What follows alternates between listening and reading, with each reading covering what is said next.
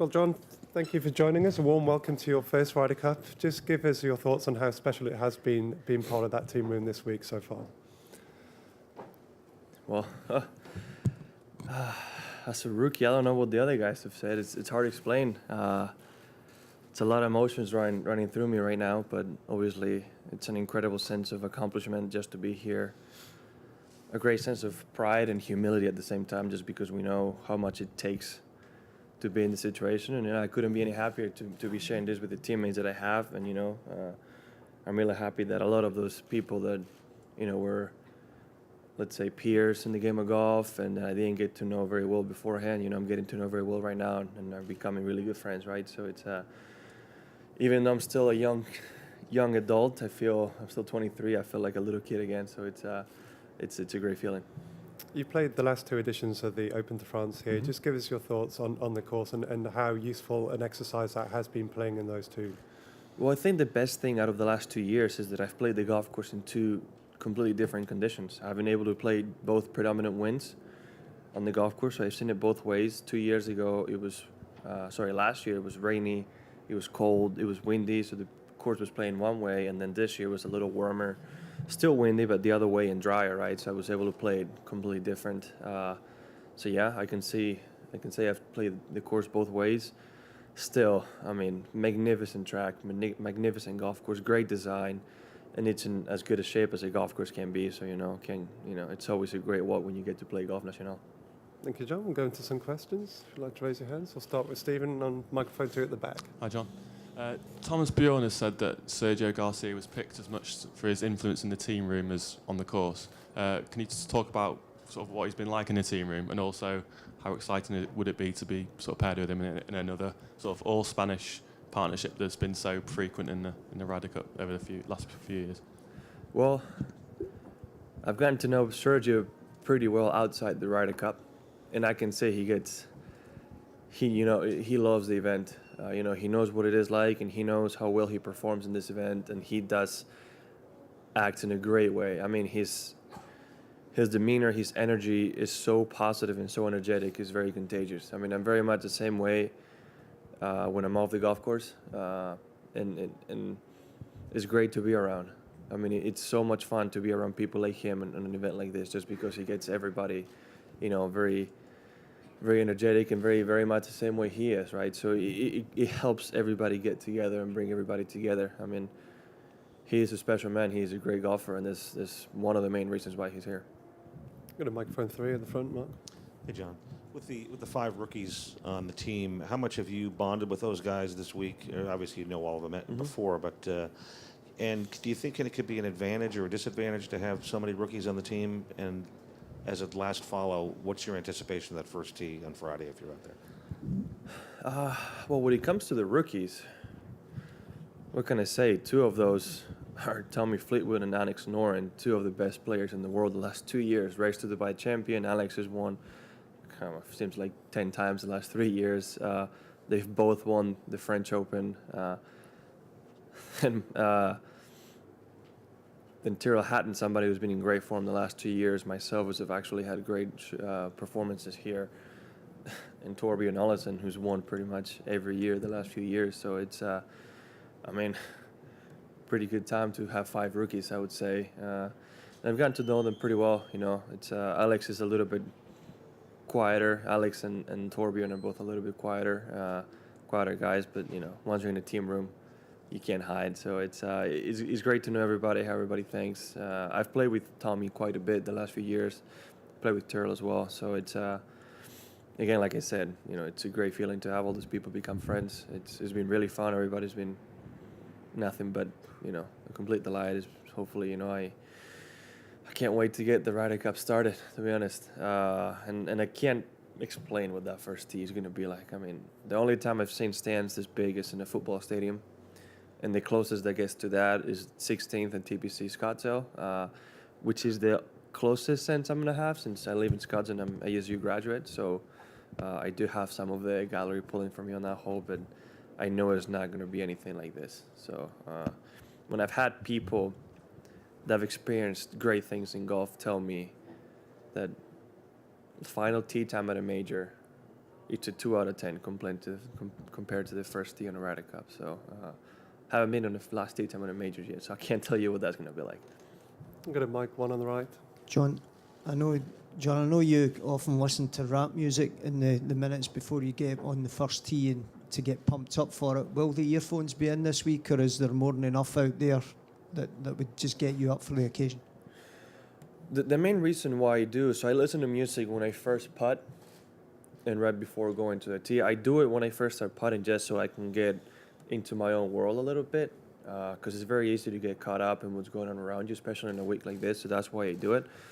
And then beforehand, again, pretty much the same reason, right? Right before teeing off, especially in a week like this, it's very easy to get caught up looking at the stands, looking at the people, looking at what's going on, and forget what you're here for in the first place. So that's why I put the headphones on. It kind of helps me get within myself and, you know, be able to get physically and mentally ready for the match. So what's the playlist this week? I've been listening a lot to Eminem's new album. That I can tell you that much. But it usually is pretty standard. I mean, there's about 4 or 5 songs I listen while I'm putting before and after. I always do it right before I get to the putting range, so it all depends on the day. Cara on mic 3 on the left. Hi, Jon. Rory was just in here saying he was pleasantly surprised at the input you've already had to the team in your rookie year. What kind of things have you been saying to inspire everyone, given the fact that you haven't yet teed it up in a Ryder Cup? I'm just being myself. I don't know if I've said any memorable quotes yet. I can't think of anything. Again, I'm just trying to be myself, you know, and enjoy it as much as possible. You're going to have to ask other players to say what I've said, because I can't remember. I've got a better mic 4. Hey, Jon. Obviously, you're a fiery character and a guy that likes to be emotional out there. Can you run me through the pros and cons of potentially being paired with someone like you in that regard, and someone like Alex or Justin, who's a bit more even-keeled? All I can say is that if they're getting paired with me, is because they're very aware of how I am on the golf course, and because they want to play with somebody like that. That's all I can say. I can play with anybody. You know, I've played representing Spain. I've played with many different players, energetic players, calm players, people that are like me, very different like me, and I've had success with all of them. I'm a pretty easygoing person. You know, once we get to the golf course, especially on, you know, 4-ball and foursomes, when you're playing with a partner, it's a little bit different than playing singles. So I think we all act a little bit differently. You know, it's like 2 players becoming one. So it kind of, you know, I think we feed off the best of each other. So it'll help me if I'm playing with somebody like Justin Rose. It'll help me calm down a little bit, and my emotion will help him maybe pump up a little bit, right? So I think it benefits both ways. Got him on mic 3, please. Jon, what Roy was referring to specifically was your contribution to the WhatsApp group. Could you give us a flavour of the sort of tone you use when you contribute to the WhatsApp group? My contribution to the WhatsApp group? Yeah, that's what he said. That's what he referred to. I think, well, see, we have funny moments. I mean, like yesterday, for example, after the round, after Rory drove it past me 50 yards in pretty much every hole, I was on the physio table after the round and with needles in me, and because of jet lag, I was completely asleep. So it was decided it was a perfect time to take a picture of my underwear and post it on the chat and say, you know, I couldn't handle him hitting it past me in every single drive. So obviously you have to protect yourself and respond to something like that and say whatever comes to mind. In my case, I like sarcastic humor a lot. I think I enjoy it a lot. You know, hopefully I didn't hurt anybody on the team. I guess it's not I think we all understand that at that point. It's just, to be honest, I think we're just trying to everybody make fun of each other. If you think you've gone away so far, you're not going to. You know, everybody's gonna get something at some point, and that's what we do. So at first I was a little bit hesitant on what to say. You know, I didn't want to, like I said, I didn't want to piss off anybody. And then once I realized what the tone was gonna be, you know, within 30 seconds, here we go. Somebody was getting it. I was like, okay, it's pretty much free will to say whatever you want to anybody, which is obviously, it's a great thing because we all have a lot of fun. Can I just ask a follow-up question in terms of team sport and what background you've got in team sport and whether that's something you really enjoy? I love team sports.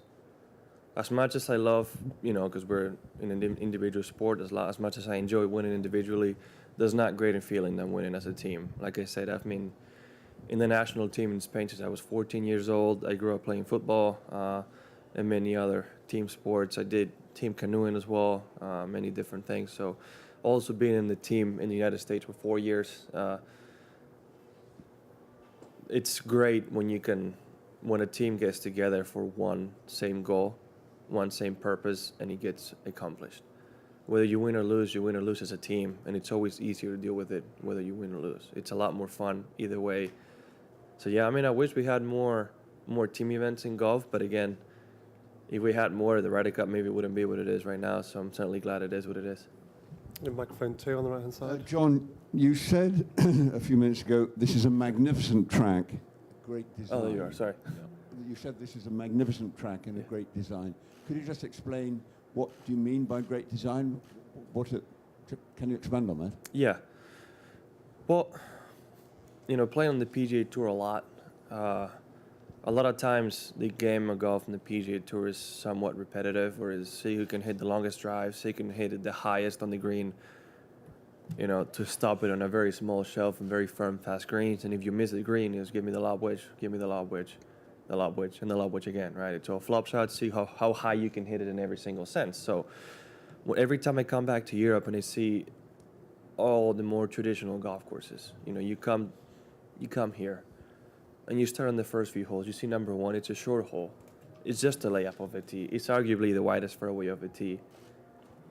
And still as tense as can be. Still tenser than most of the tee shots we played on the on the PGA Tour. A very narrow second shot, even if you have just a wedge in. And then you go to that second hole. Every single shot you have out here in Golf Nacional is tense. There's not one relaxed moment. It doesn't give you much room for error. You need to think about it. You need to think about what you're doing, the type of shot, the consequences. It's, in my mind, what the game of golf should be like. It's a lot more enjoyable. It's a lot of fun if you play good. It's a fight. Without being links golf is the closest you're going to get to thinking like links golf. Did you say tense? Intense. Yeah. Got to fill on to you. John, I wouldn't expect you to give away any pairings, secrets or anything like that, but if, hypothetically, if you were to play with Rory, why would that be a good possible pairing? And if so, maybe who would you be happy to tee off first on the Friday morning? If I were to play with Rory, well, we've played a lot together. I think we know each other's game very well, and we have a very similar game plan in mind. I think the one thing that you can say about both of us is that we're both fearless. So we will complement each other very well. But again, I could play with any of the other 11 guys. I have such equally as good a time as I would with Rory. I think it all goes up to, I think, being the history of the Ryder Cup, I will be playing with an experienced player. They're not going to put 2 rookies up on Friday morning. So I will be playing with somebody, either Stenson, Sergio, Rory, Rosie, Poulter, Fran, somebody who knows what's going on and somebody who can most likely keep me under control on that Friday morning, because I feel like I'm going to have electricity coming out of me. It's a little bit, you can imagine I might tee up with somebody who's a little more calm than me, which is not hard to do. But yeah, again, I could play with anybody, but I believe I would play with somebody experienced. Going to go microphone on the far left, Tim. John, is it a dream of yours to play in your first Ryder Cup with Sergio? Do you see yourself gaining confidence and inspiration from him the way he did years ago with Seve? It's always been a dream of mine to share the stage with Sergio. And just because he's been in my shoes, he played the Ryder Cup when he was 18, 19 years old. So he was even younger than I was. And I feel pretty young at this point. I'm the youngest on the team by a couple years. So, I think he understands me as a fellow Spaniard, as both fiery players. I think he understands me more than anybody else. So whether we play together or not, he's going to be able to help me out most out of anybody in the world. So, I'm really looking forward to this week spending with him. Time for one more question on microphone 4, please. Hey, John, just to follow up on an earlier point, obviously at the Ryder Cup, rookies tend to fade into the background while the veterans lead. As the youngest player on the team, you're a gregarious fellow. Why have you felt a desire to be so active in some of the discussions and kind of be a leader by default? Well, I haven't made any decisions or anything like that. One of the things Thomas said is be yourself. So I'm taking that as serious as I can. And I'm a very honest, upfront person. I don't lie. So whatever it's in my mind, I'm going to say. That's what he said. So that's what I'm doing. I think these situations work best when everybody says what's in their mind. You avoid confusions. If somebody's going to get upset, you get upset before rather than after the fact. It's the best way to get everything done and everything figured out beforehand. So why not? I'm not a person who lies either way, so I'm not going to change that now. Okay, well, Jon, thank you for joining us. Good luck this week. Thank you, guys.